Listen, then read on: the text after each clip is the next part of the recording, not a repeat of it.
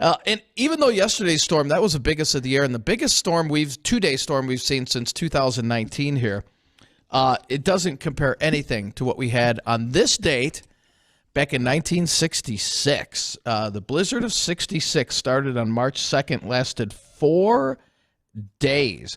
I put an article on our website, wdayradionow.com. You want to check it out. Do you remember? Well, we were kids, Bridget, I don't even think Bridget was born then. No, Dean was a kid. I was still just a gleam in my daddy's eye. Okay, I was a kid. No, wasn't here. Yeah. Nope. So back in 66, let's read y'all some stats to this.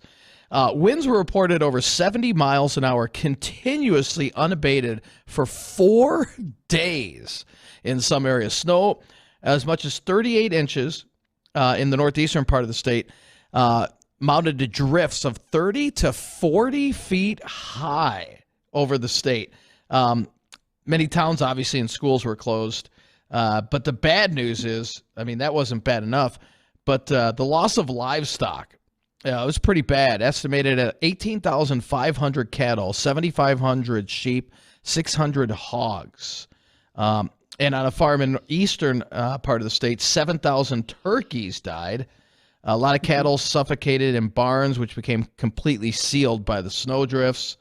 And I'm sure everybody remembers the iconic picture of the guy standing next to the top of the telephone pole. That's a legendary picture. Now, there was other storms that rivaled it that had more deaths. The January 12th, 1888 blizzard left 112 people dead, lasted for 14 hours. And then the blizzard of 41, 70-mile-an-hour winds, but that only lasted 7 hours, leaving 39 dead. But that blizzard of 66, boy, I mean, if we had something like that now, 4-day storm with 70-mile-an-hour winds, oof. Now, okay, so you're losing all that livestock back then.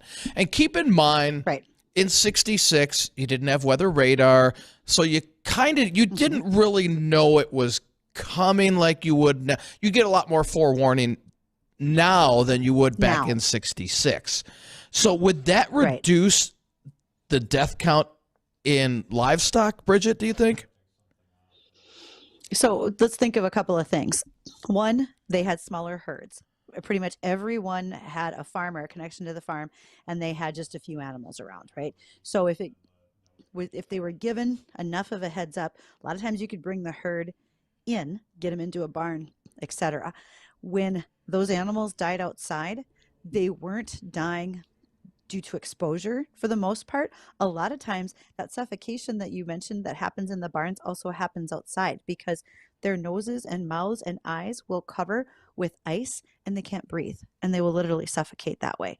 So I think forewarning would have helped to some extent if you had the space to bring them in, but that wasn't always the case. But again, it's just surprising to see that so many were lost. They were probably buried, couldn't breathe in all of the snow that they were packed into. And you mentioned that iconic photograph. That was also an area where trains couldn't get through for days. People were stranded on trains on rail lines because they were just snowed in right where the train stood. Just I can't imagine 70-mile-an-hour winds for four straight days in a winter. And yeah, I mean, that's just incredible. I've had a few people email me. I know Larry, one of our listeners, emailed me, and he was giving accounts of what it was like. And he said he had, I think one of the things he was saying, they lived on Main Street, and the size of the drifts were amazing. And he had 20 people that I guess were stranded, ended up like living in their house for a few days. I mean, I can't imagine that. So there's a story out of South Dakota, and this was a woman. She was somewhere in the Huron, South Dakota area where she grew up. And during that storm, she remembers being a little kid. And at that point in time, you could go out and turn the power on and off on your yard lights in the yard. And her dad saw that this storm was coming, and he went out and he says, somebody might need help tonight. And he flipped the breaker or the switch to turn on the yard light in their yard. There were students on buses trying to get to or from, I can't remember which one, district basketball games because of the time of the year. So that bus and several cars came into their yard because they knew they weren't going to get back to their destination. Mm. So she said they had an entire basketball team, several parents and spectators. They had somewhere in the neighborhood of 35 people in their house for those 4 days.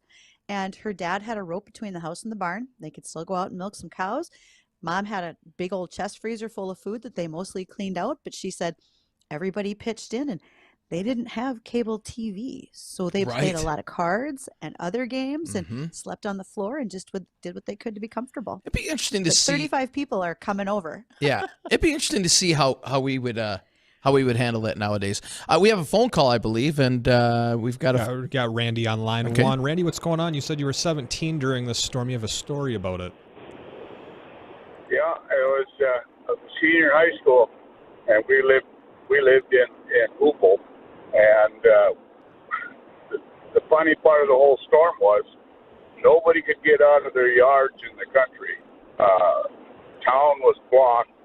We had to go out the upstairs window in order to get out of the house. Wow. And yeah, it was amazing. And as soon if you could get out of town, you had a way to get out of town, whether you walked or snowmobile or whatever. You got out, away from that area.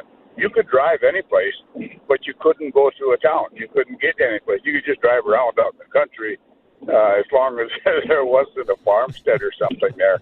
We had a guy in town who had, and I believe it was called a fox. It was about a 5-foot wide snowcat type thing, and he had a 20-foot trailer or a sled behind it, toboggan, and he had a cattle trough, water trough, on there, and he would fill it with water, and he'd take it out and water the cattle that were in the area, and he'd haul bales out to feed the cattle and stuff in the area.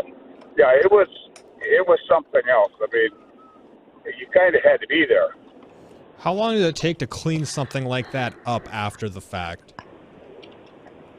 Well, it took a couple of days, like in town. I know a few years later, a guy I worked for with heavy equipment, he had cats, and he said he was out, days and days and days just cleaning out yards so people could get out with his dozer.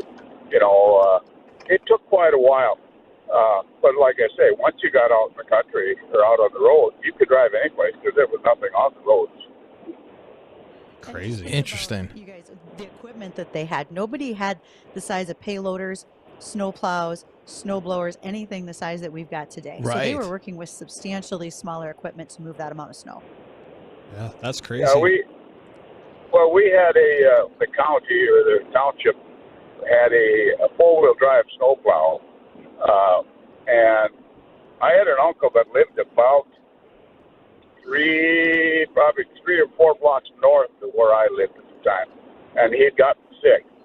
And when the storm was done, they took this snowplow and they would back up, and they'd hit that drift. The drift was 12, 15 feet high, and they would hit that drift, back up, hit it again, back up, hit it again. They'd only go about 6 inches at a time until they got down to where he went. I mean, it's hard to believe. I mean, you just about had to be there. That is crazy. Well, Randy, thanks very much for listening and calling in, and feel free to do so in the future. You have a great rest of your afternoon out there.